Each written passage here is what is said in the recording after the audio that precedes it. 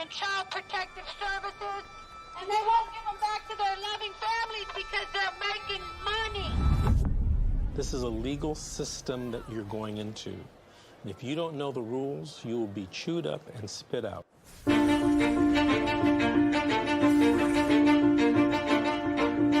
If I could say anything to a mother who just got their children detained, you're in a crisis. Yeah. Life feels like it's over. The most important thing is regaining custody of your children. The child welfare system at its core is designed to protect children who need protection, okay? And that's key, is who need protection. So social workers, out of fear, will remove more children rather than only remove those children that truly need to be removed. It's okay. It's okay. This isn't someone stole your car. Someone broke into your house. This is someone took your child, your flesh and blood. It doesn't say on this order that it was not proven. It says untrue. I immediately knew that, okay, well, this ain't over.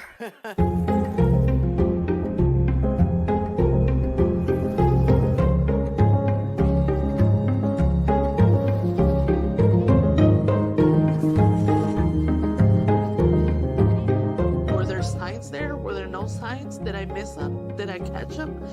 At this point, I honestly don't know.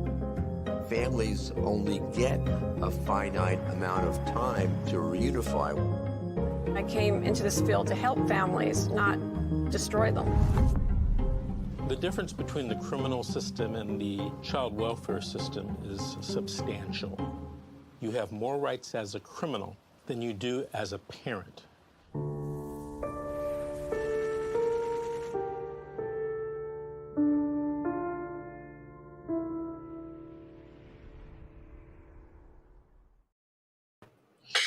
Hi, everyone. Good afternoon. My name is Georgette Truan. I am the host for Relatives Fight CPS with Miss G, I guess. Oh, no, it's not called Miss G. Sorry, guys. I have several shows. And I also work for the law office of Vincent Davis. And I have my my co-host. Go ahead and introduce yourselves. Hi. Oh, this is new. Sandra. And I am the one and only Darren. That's right, baby. The one and only. That's right. Right. There's not enough room on this. It's not enough room on this earth for two of us. I know. Mr. Handsome. Okay, guys. So this is what I want to start off with. I know this is a relative show. And Darren is going to open up the subject with his opinion on certain relatives that actually sabotage their own family. And just because the grandmother or the grandfather or whatever doesn't like the husband of the daughter or the wife of the son, etc.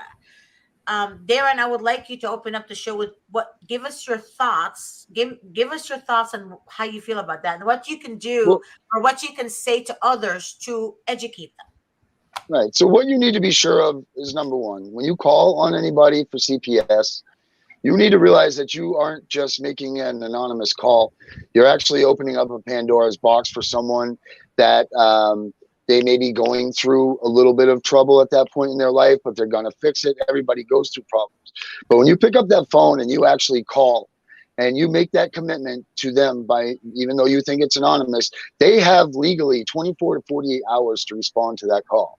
Now, what you've done is you've opened up a complete stranger to come into people's lives, to investigate them, to make a decision on maybe a 10-minute interview, a 5-minute interview, or maybe just opening the door. So maybe you're having your bad day, you're having your plate stacked up in the sink, you know, the kids were late for school. It was just a rough day. But in doing that, you've all of a sudden opened up a door that no one needs to ever be involved in, to be perfectly honest.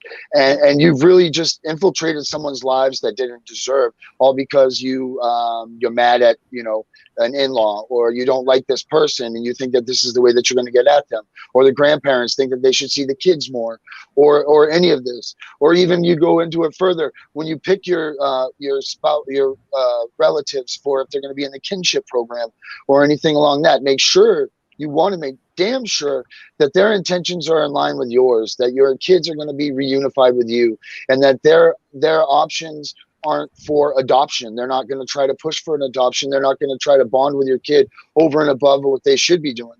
Because, you know, when the DHS comes and gets your kids and you put them in a kinship program, those relatives are supposed to be in line with you and working with you and parenting somewhat in your realm of how you view things. And what's happening a lot here is these people are grabbing a hold of this. Number one, they become money hungry and they see that they get that extra, you know, whatever the X amount of dollars is, the state allows these families to take in. And if you're a struggling family already, it's definitely a godsend, you know. So what you just need to be aware that if you are a relative, number one, if you do have heart and love for them, number one, don't pick up the phone and call DHS. Be a real person and talk to your those family members that you are in arguments with or whatever. Talk to them face to face. Don't use DHS as your mediator, because they won't be your mediator. They're going to cause more problems than not.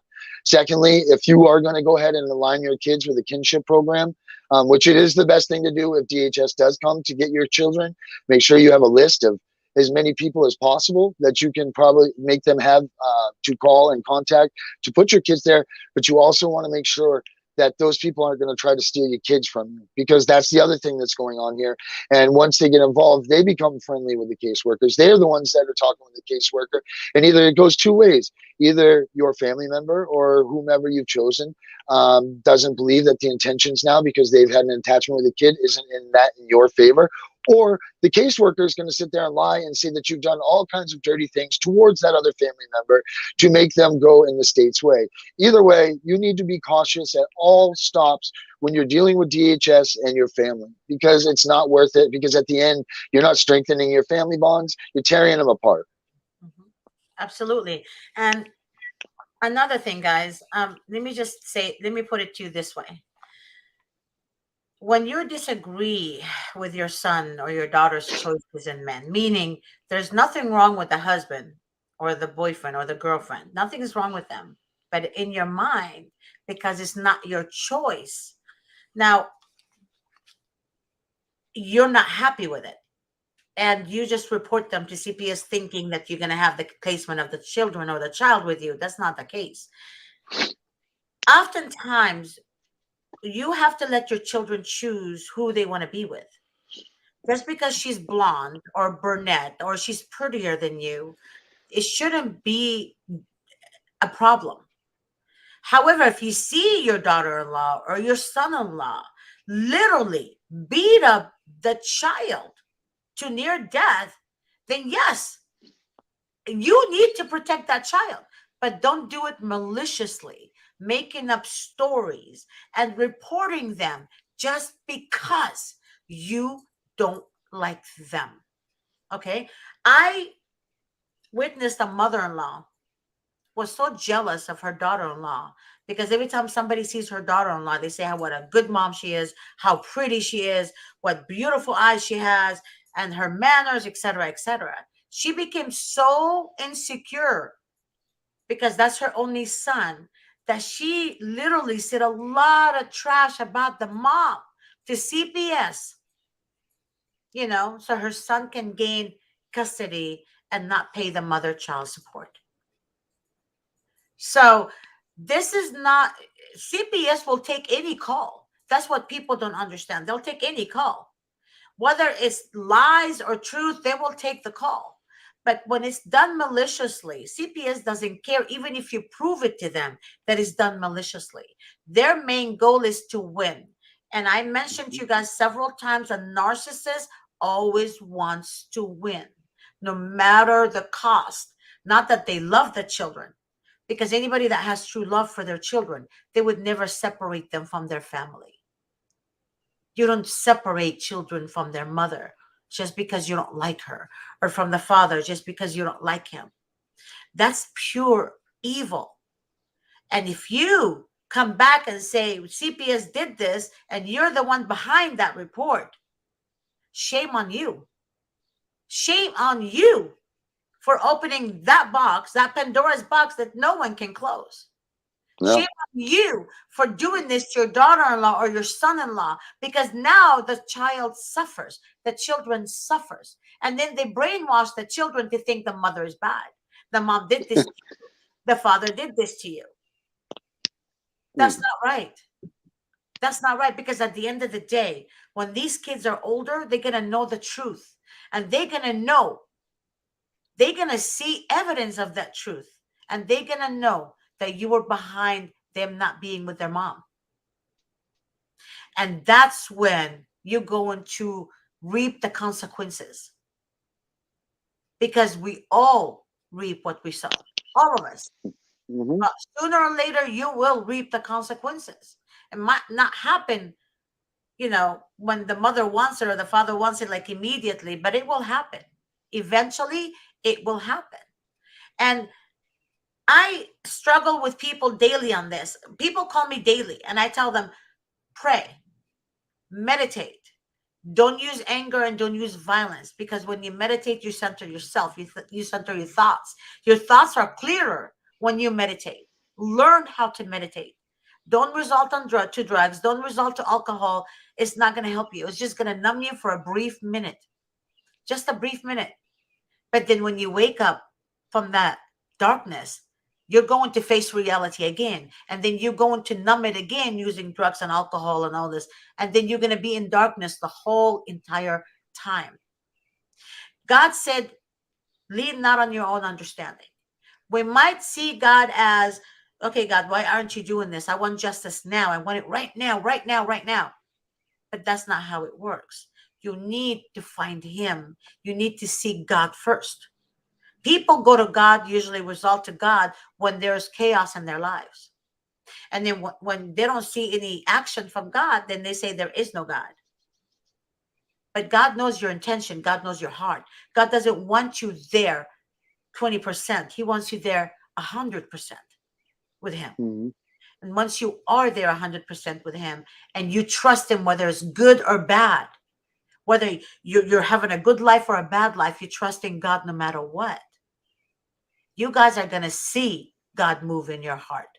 You guys are going to see God move in your life and your circumstances. You guys have no idea what God does because you haven't given him a chance.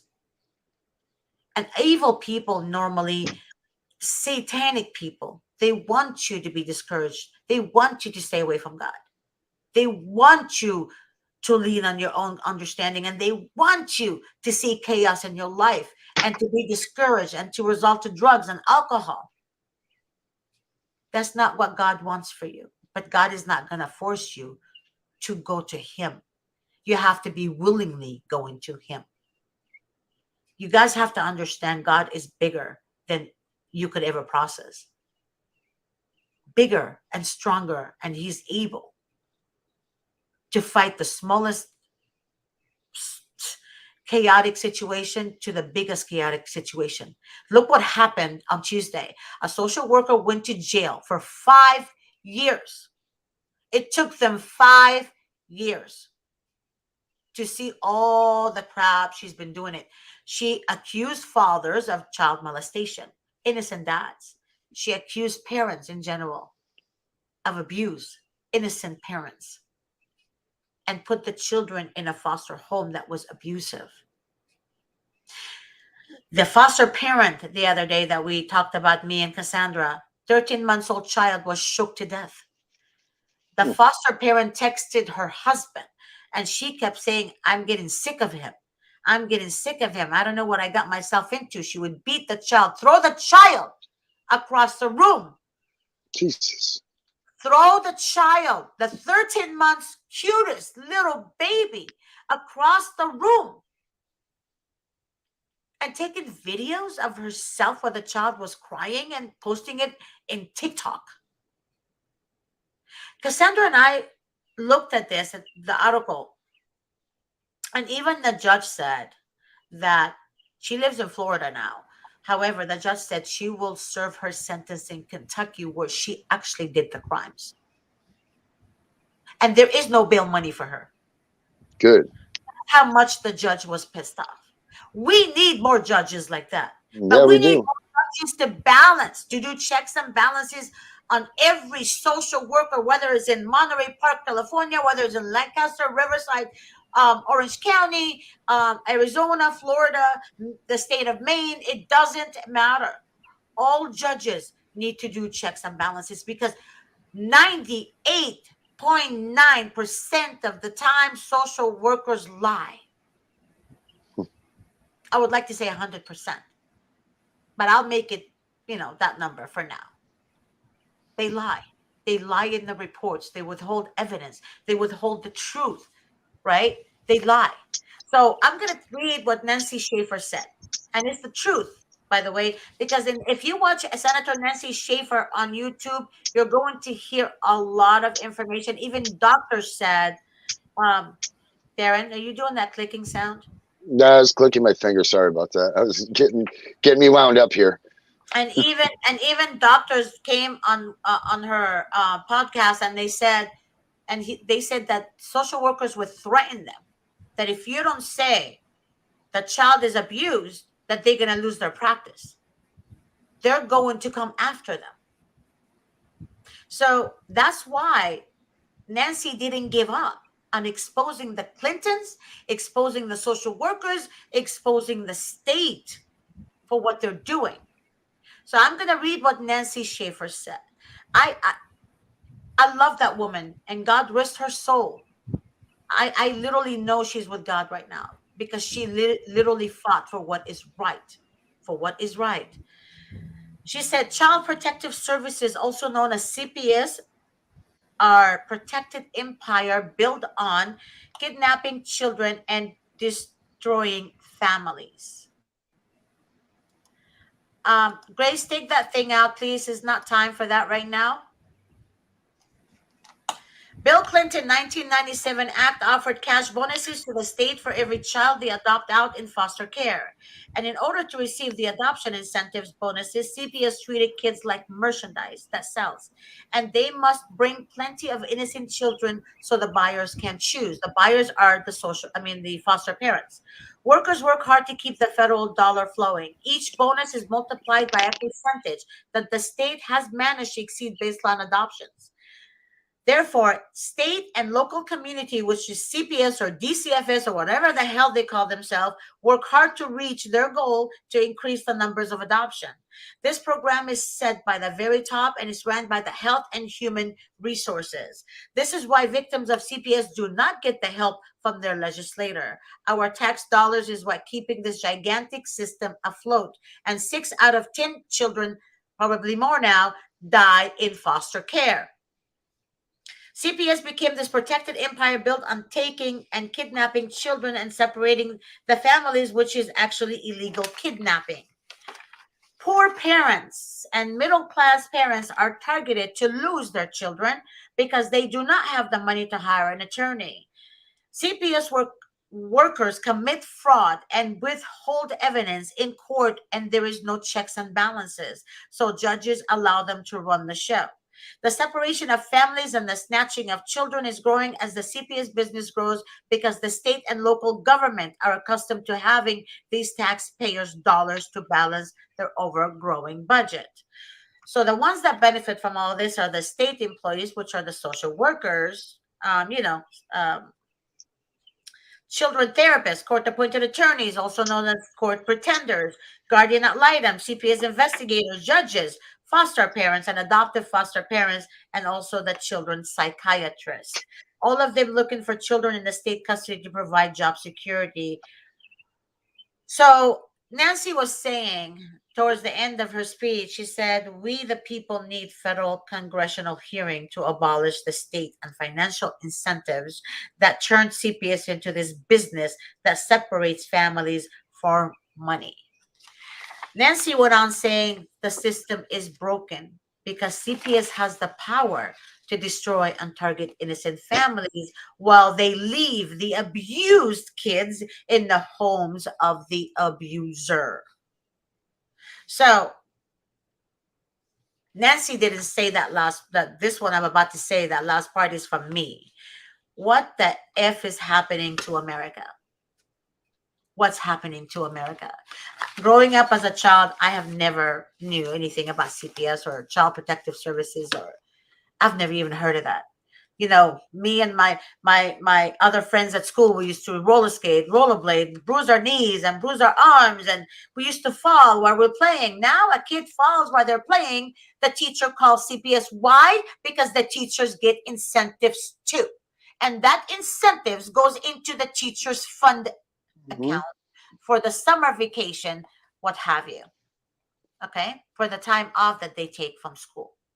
So why all of a sudden teachers are reporting? And actually, this is valid information that came from a school principal and a teacher that were fired because they exposed the principal and recorded the principal, and they went to the state thinking that they're actually going to get somewhere, but they feared their lives and went out of the country because they're not listening to. I got a call from Italy. Yeah, from Italy, one of them. The other one lives in Canada. So it's kind of like people are speaking up, but they're being silenced, just like they silence kids. That's why they give kids drugs. That's why they numb the child's pain. The reason the child is experiencing trauma is because you remove them from good families, from good parents. For the love of God, the child wasn't behaving like this. I see Darren's daughter. Okay, he has numerous pictures of her, him and his wife, that is happy, smiling, laughing with her dad and mom, playing water activities, whatever that I saw in the picture. She was as happy as can be. Now the child is miserable, crying. Now she doesn't even. In her report, it says that she told, which we thought was done by the psychologist. Get this, she says that she doesn't miss her dad and doesn't want to see him. Yeah, that's what the caseworker said that she says now. That she doesn't want anything to do with me. But didn't the other day, yesterday, or the day before yesterday, you said that she was jumping for joy on the phone? Yeah, exactly. Yeah. Talk to you. And she kept saying, "I want to go home to daddy." Yeah, and mommy. They lie. I told you guys about the children that grew up in the system, that grew out of the system, rather. They're telling me, each and every one of them don't know each other, by the way. And they all have the same story.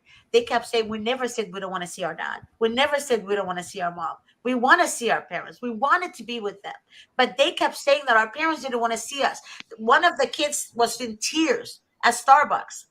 And he said to me, Miss G, I cried for my mother every night at age 3 and 4 and 5 and 6 until he was 18. He said my mother was a good woman. She was working. She was cooking for me every day. She cooks the night before so I can have a meal to take with me to school. My mom labeled everything in the refrigerator so I know where my lunch bag is. So I know what we have. He said my mom was perfectionist. And then I asked him, I said, what happened? He said, my grandmother wanted me. And she reported my mom. And my grandmother ended up losing me, and they adopted me out. Yeah. And he said that his mother, until today, he can't find her. And he's been looking on social medias. He asked me to help him. I actually referred him to an investigator. I said, maybe he can help you find your mom. But I met with him 2 weekends ago. And I'm just letting you guys know that I am talking to people. I'm talking to kids that actually lived it. They want their parents, even when they're 18, 20, 22, 23. It doesn't matter how old you are. You always want your biological parents. And that's the sad part about the state and the government, is that they don't give a shit about your love for your children. They really don't. No, they tell Nina that I stay at home and I opt to not come and see her. I stay at home and watch TV. That's what they tell her. Yeah. Instead of being truthful and saying that the state says, because her and I do our radio podcasting together, that she very much enjoyed, and the state didn't like it because, they're lying sacks of shit. So instead of them telling the truth, saying that they were getting exposed and they didn't want them to be exposed, so they stopped everything, went against my rights through the Constitution and everything. They said instead their dad's lazy and doesn't want to be around you. And that's why your dad doesn't come see you. Not because they are the ones that stopped me from seeing her, but because I want to be lazy and sit around. But even though every day I spend hours and hours and hours and hours calling, emailing, writing, doing things like this, trying to get someone just to listen and to say something and to be a voice and do something. I just don't understand. And I think this is why, Miss G, is that nobody's talking about what the kids are going through. No. Because everybody, they hear of us parents talking and whining. They're like, oh, well, they did something wrong. We don't want to hear their whiny story, yada, yada, yada. That's what it is. But these kids, what's not happening, there are endless reports that shows that you are not supposed to remove a kid from their families, period. No. Even in circumstances where the kid's physically abused, even then it says that it's not the right thing to do, that you need to counsel the family as a whole. You don't take a kid out of there. No. Like there are conditions, yes, that it's awful. And these people do need help. But then still, you're supposed to keep that family unit together and work through it. That's the way it's supposed to be. Yeah, that's the way it's supposed to be. But, Bill Clinton said, offered cash bonuses to the state for every child they adopt out in foster care. Yeah. In foster care. Adopt out in foster care. That's why they push adoption. And they don't push kinship. There you go. They push adoption. And the thing about allowing kinship. Now they're not allowing kinship. They get behind that because they're like, oh, you need to go get licensed to be a foster home, even though you're supposed to be doing the kinship program. But then once they become a foster home, now they become a foster parent.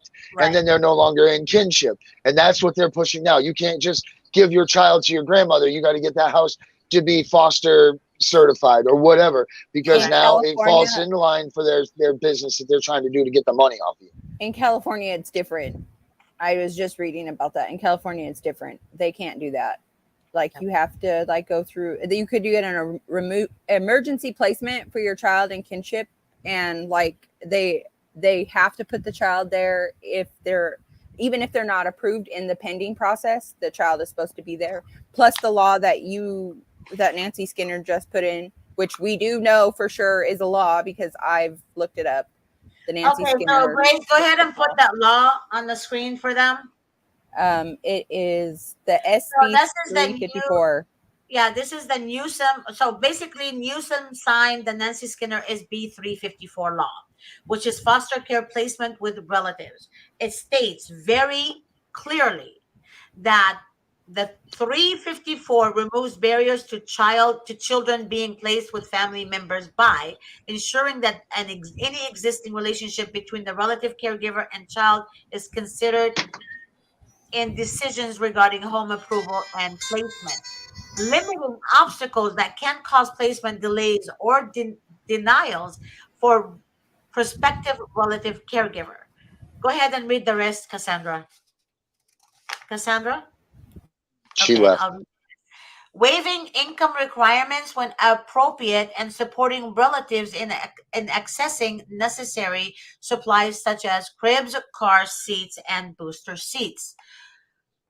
Broadening the list of convictions that qualify for exemptions and simplified exemptions, and clarifying that the court shall use its independent judgment in placement decision. So you can take it out now, Grace.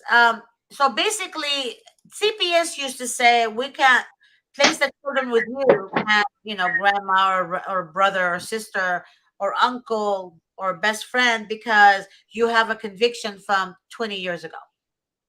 And that conviction is a felony. So basically, they have a felony. They stole a pen. They stole food or whatever it was when they're 16 or 15 or whatever. And CPS holds that against them. CPS actually holds that against them. So now with that new law that CPS pretend they don't know about is in full effect. It was signed January 1st, the year 2022 by Governor Gavin Newsom. So, but now what CPS is doing is they keep saying that there is no such law. So now I'm letting you guys know there is such law. It's right here. There is such law that doesn't, create obstacles for our relatives that has a past conviction from decades ago. This law is in full effect. See, what CPS is trying to do, they're trying to sabotage you to be stupid, to remain silent. That's not what you want. You want to gain knowledge. You want to be able to speak up. You want to be able to let them know that, hey, I'm not stupid. I know the law. But I'm not asking you to use violence. I'm not asking you to do any of that. And you guys really need to understand a little bit more about CPS, because most of you guys think because you're good parents or that you're good grandparents, you're a good uncle, aunt, whatever, that you guys are in the clear. It's got nothing to do with that. That has nothing to do with that. So it's kind of your parenting only falls in line with what their expectations and what their demands for you being a parent is.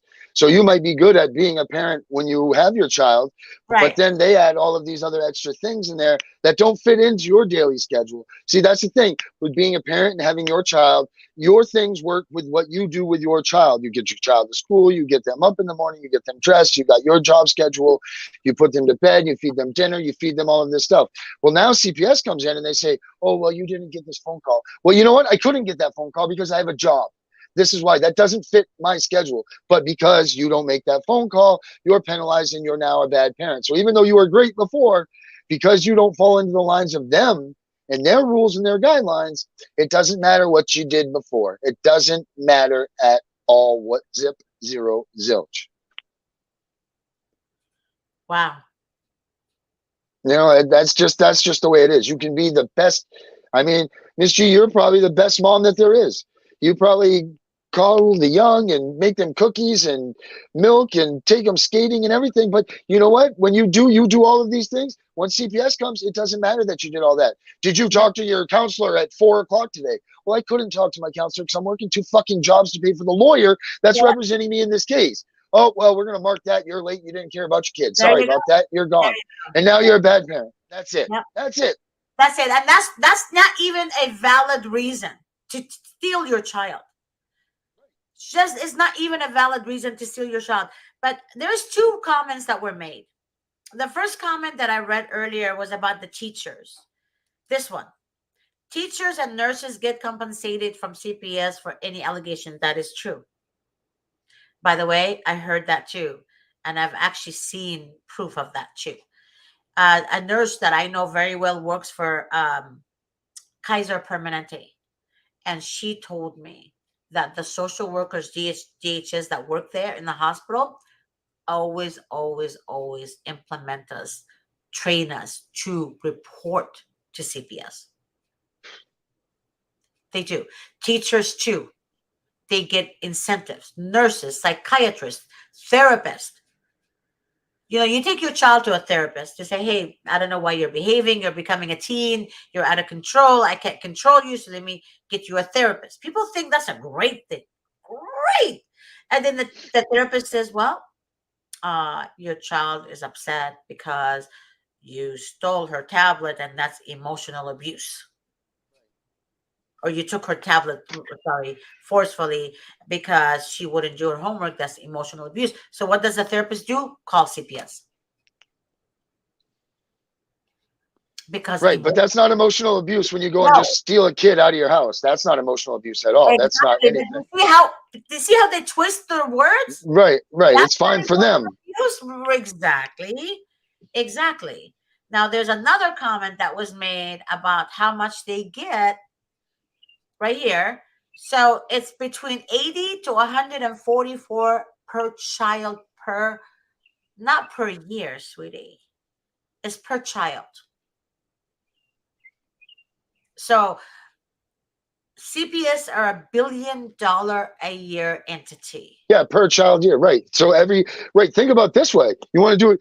if you break down from the 2018 federal statute of how many kids were taken, it breaks down to 1 kid per minute in the United States is removed from their home by Child Protective Services. 1 kid Correct. per minute.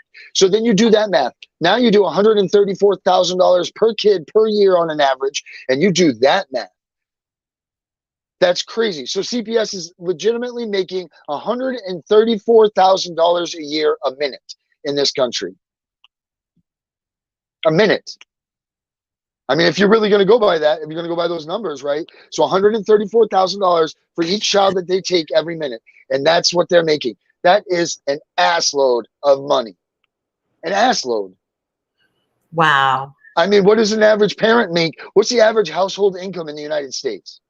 Do that math. What, $60,000 maybe? I don't even think it's that right now. I think it's like 57 or something like that. That's the average household family income in this country. And that one child is getting $134,000 for that fiscal year for that division of CPS.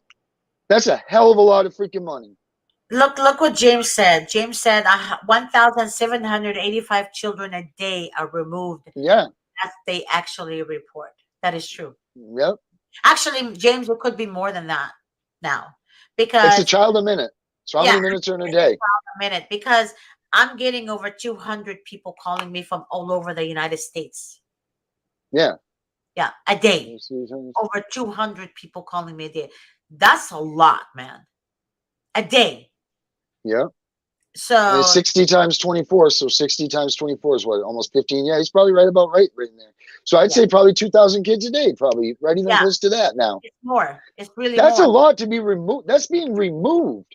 That's not being called on. Yeah. That's being removed a day. Right. That's 40 kids a day in every state. Think about that. Crazy?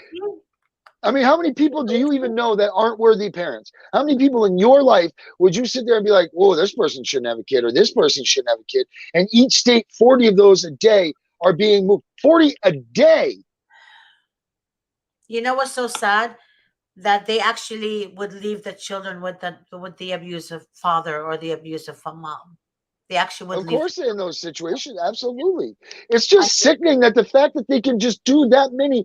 So there's that many people in this world that are that terrible. I mean, come on. I know. Where's people's heads? James said, I think all of us parents need to say enough is enough. Take our children back. Stop the child trafficking evil organization from kidnapping, destroying our children's childhood. God bless you, James. You're absolutely correct. We all need to say enough is enough. But the thing is, we all together as a nation, we need to say enough is enough. Each state needs to have their own rally. Each state needs to come out from their homes and voice how they feel about CPS. Unfortunately, James, oftentimes people in America, especially the rich ones, or the families of a judge, or the families of a fireman, or families of police officers, or attorneys, they don't actually face that type of chaos. So what they do is they judge the parent that's dealing with the abuse from CPS, and they look at it as the parent deserve it. And they actually don't stand up for people's rights because they think the parent deserve that. And that's what they actually tell their children too. They tell their children, oh, it's your mom's fault, which is far from the truth. They say, oh, your mom did this, your mom did this, your mom did this. And then they show them documents that their dad's attorney wrote, which was false. Show the kids those documents to make them think that it's the actual truth, when it wasn't the actual truth, because their dad's attorney, scumbag, is the one writing the false information to begin with. So yes, there are demons everywhere, all around us, that want to have the opportunity to devour us, destroy us, and steal our joy. That's it too. Happiness. When's the last time any person that's been in this situation, when can they honestly say they've been happy? I haven't been happy in over a year. Mary and I were talking about that the other night. We haven't smiled. We haven't gone out to dinner. We haven't celebrated a holiday. We haven't done a damn thing because we don't feel that it's right. And, and then, going back on what you were saying, you know what, when the parents are done this fight, like, let's just say, God forbid, we lose on this TPR hearing coming up this week. Let's just say that they say Nina's all done and yada, yada, yada. So what becomes of us now? You don't have, like, if you lose a child to death, that's terrible. That's awful. I don't ever, ever want to have that emotion or that feeling. I can't imagine it. I don't ever want to imagine it. But I'm going to go out on a limb here and say that having this done to you is either similar or right up along that, because the fact is your kid is taken, it's gone, but they're out there somewhere and they're living in a lie, and you know that they're living in a lie, and you've been so oppressed. You've been destroyed as a human being. You've been belittled. You've been smashed down. You've been broken. You've been betrayed by your family. You're perceived by so many others as a piece of shit. Like, you don't stand a chance. So most of these people, guaranteed, a lot of people that I talk to and the things that I do, they live in these tent cities. They're the people that are getting these vouchers to live in hotels. And all these people are doing is they can't get themselves out of bed half the time because they lost their kids, and they're just trying to find them and find a way through life. But they can't live a regular life anymore because this has happened to them. If someone loses their child to death, they're given, oh, it's so bad, they lost, Connie lost her daughter. And I'm not saying that they shouldn't be that way. So they're expected to live the rest of their days in sorrow and defeat, and to not be able to get out of bed and be able to not live a regular life because they're mourning. And that's fine. And I understand it. And I absolutely. But when they take your child and steal them from you, and you're supposed to just move on and pay taxes to a government that just did this to you and live a regular life, how do you expect these people to be regular people anymore? They don't have anything left to fight anymore. They put everything forward. Now, there's not every parent. I would say 20% of them do deserve to lose their kids. But 80% spend every day, like myself, fighting and fighting and fighting. You're fucking exhausted. You're tired. And you put your best foot forward and you think that you're all set. And still, these corrupt motherfuckers just say, nope, too bad. You didn't have enough. See you later. Bye. That's it. Yeah. And you're supposed to what? Be a member of society now? You're supposed to just put a fucking smile on and be like, oh, hey, yeah, John lost my kid in DHS. Woo! Let me go to work tomorrow and get my lunch. Fuck that. What? This is ridiculous. They don't see what they're doing to everybody. So if there's 2,000 kids a day, that's 4,000 parents a day that are getting their lives overturned, stripped, destroyed.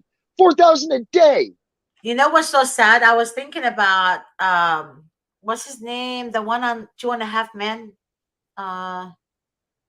Something. Charlie Sheen. Charlie Sheen, right? I remember back in the day when I started watching that show. It was a long time ago. Like I said, I'm way older than you guys. Yeah, by like 3 years. Okay, well, between you and me, 3 years. And I remember him doing cocaine and drugs and ecstasy. Oh, I don't know what the hell he was doing. He was an alcoholic, all that stuff.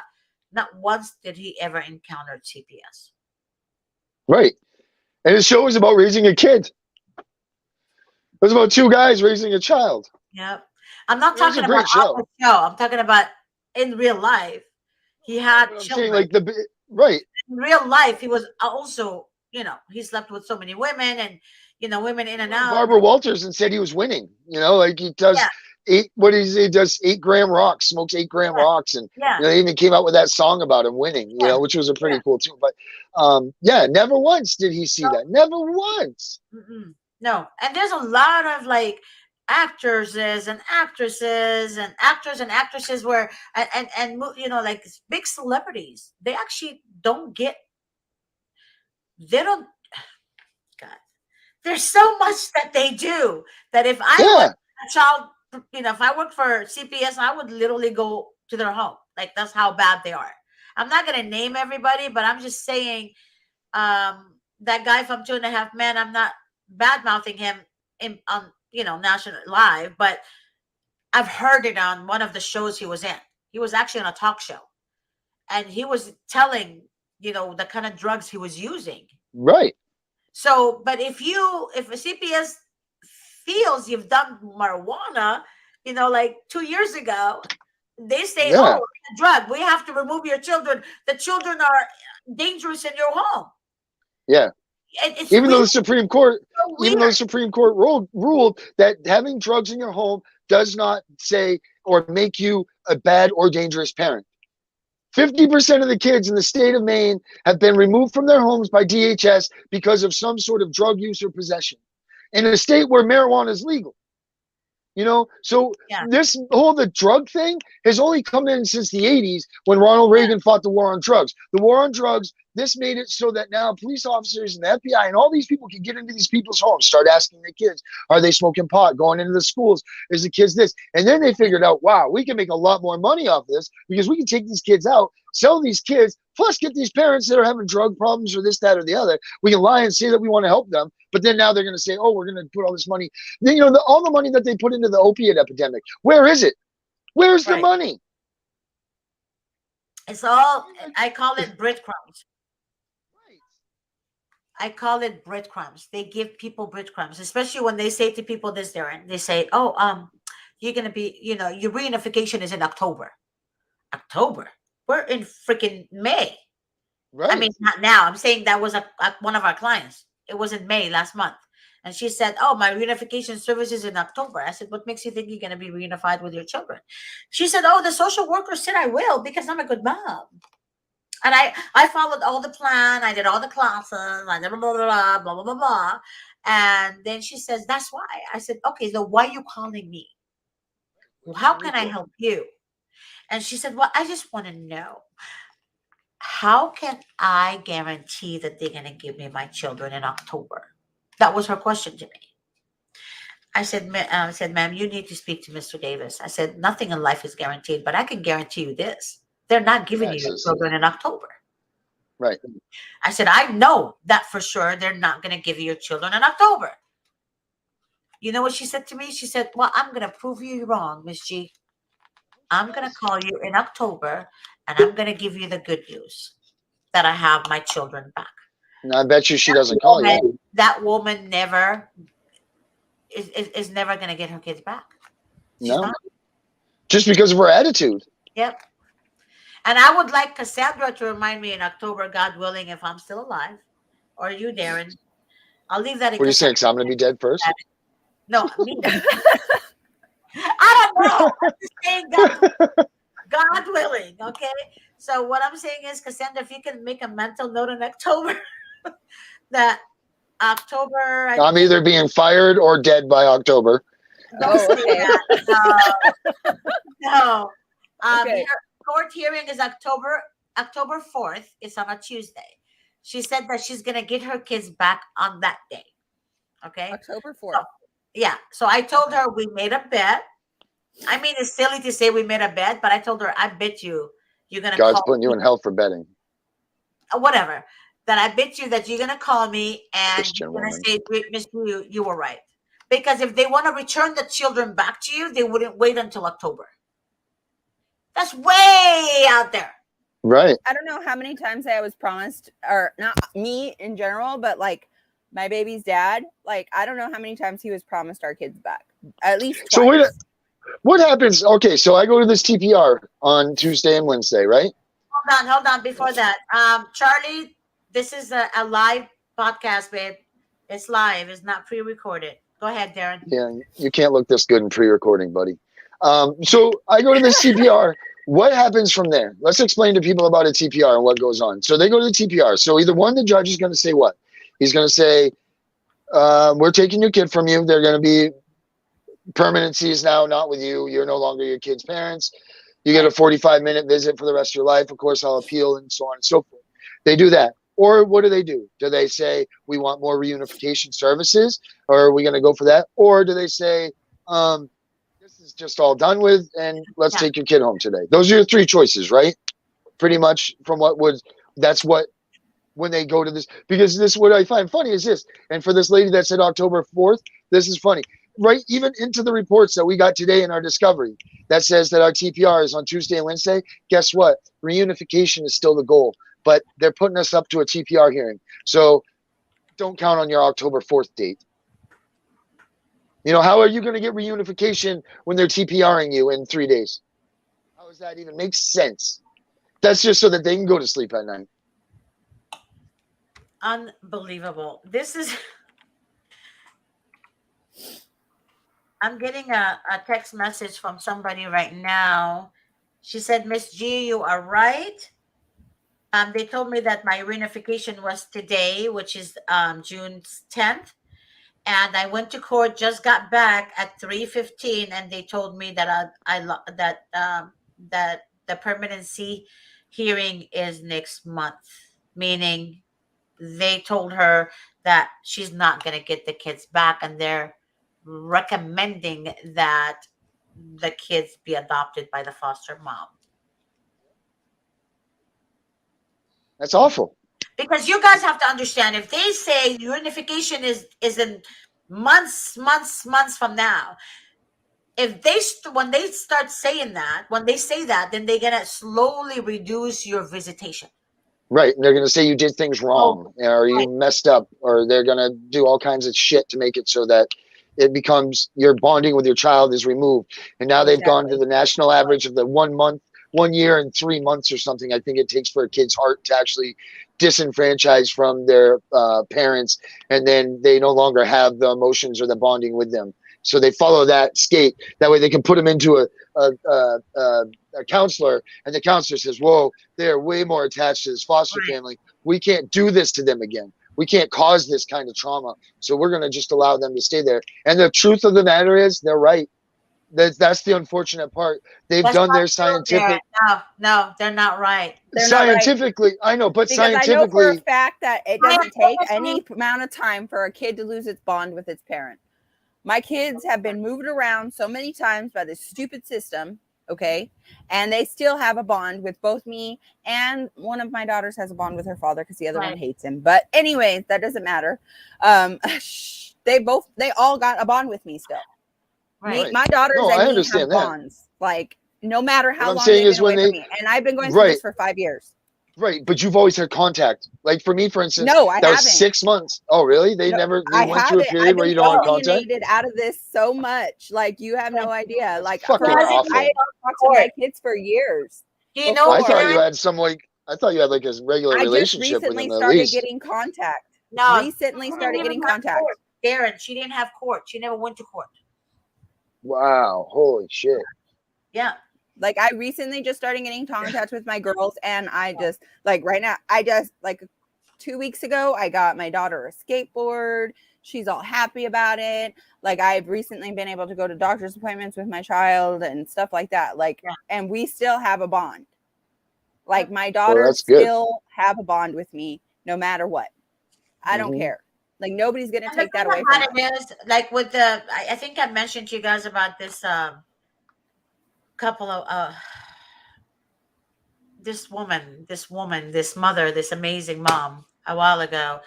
She has 2 daughters, right? The father and his mom and his new wife and the whole family from their dad's side is literally manipulating them slowly. But how do they start doing that? By talking in front of them, right? To make them think it's the truth.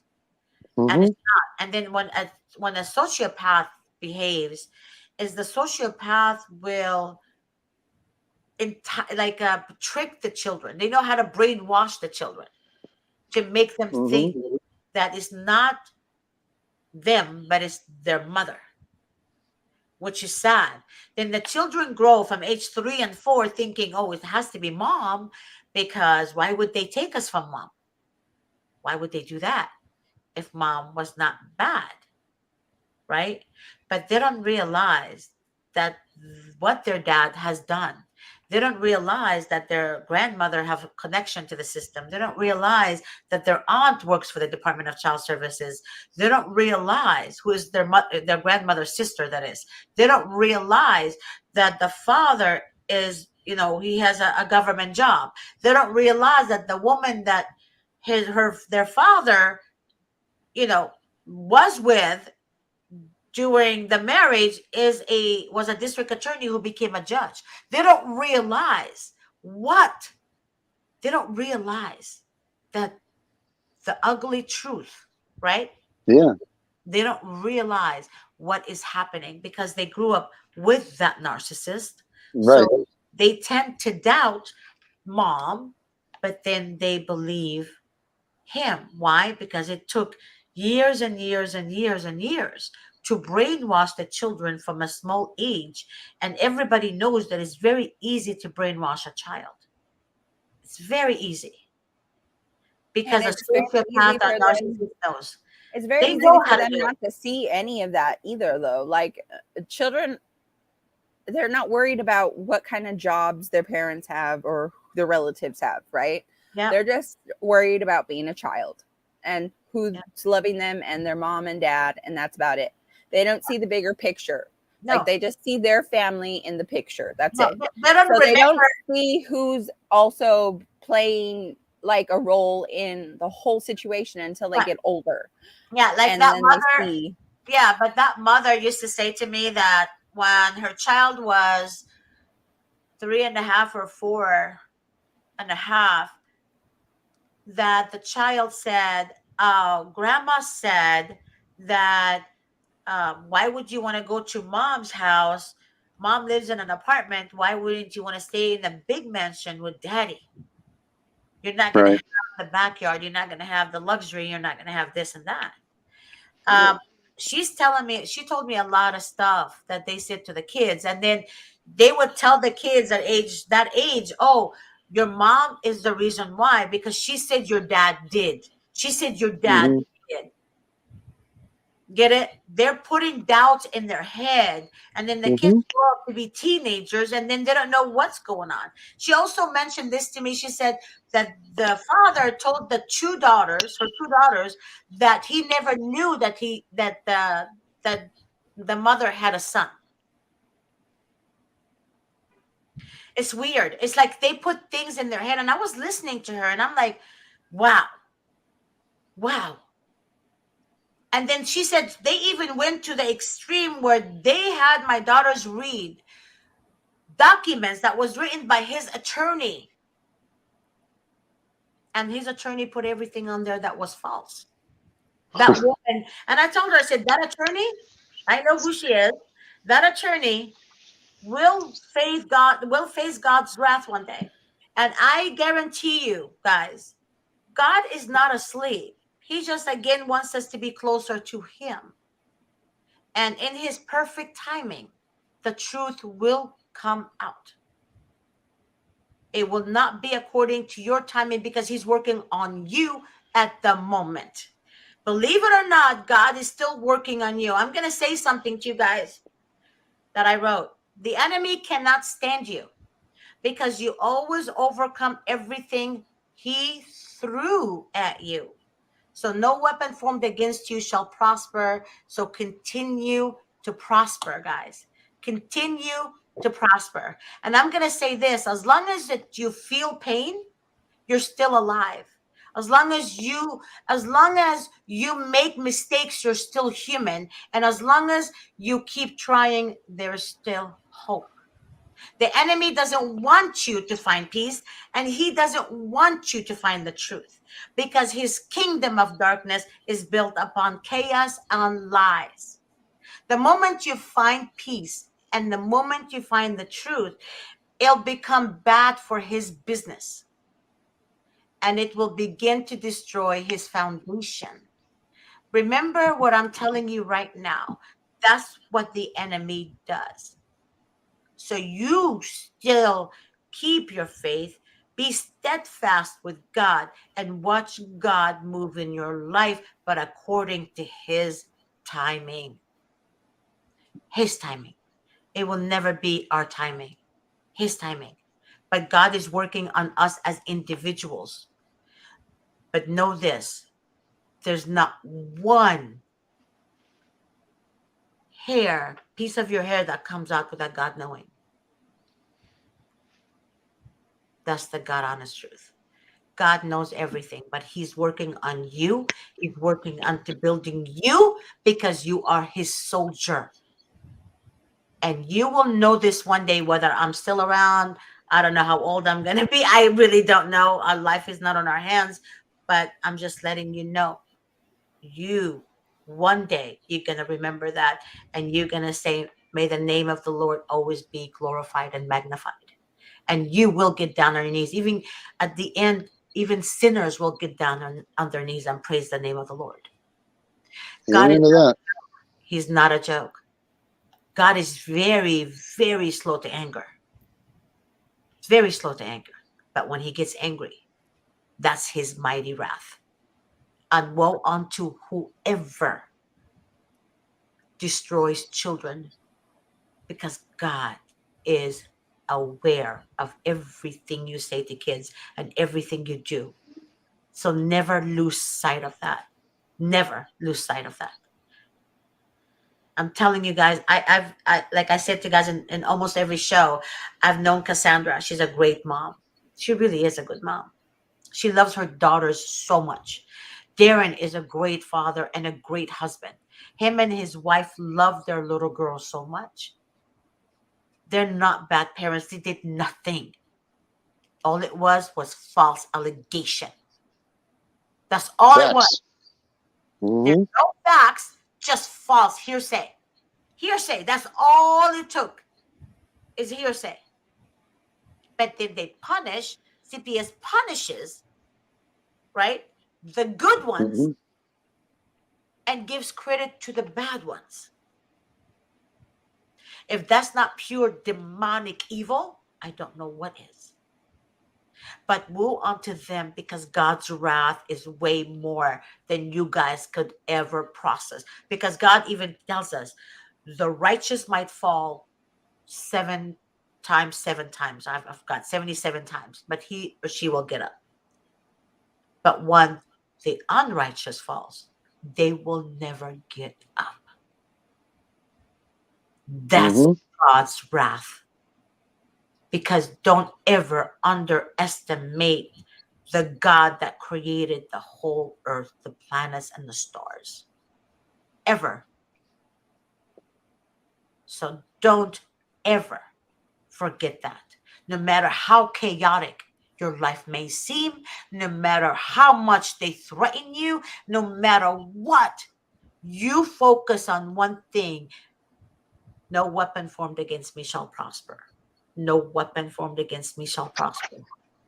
And you will see what God is going to do in your life. We're going to call the show to an end, guys. I love you, each and every one. Love you. That was awesome. And have a good one. I'll see you guys later. See you next week. See ya. See you next week. Bye-bye. Bye-bye.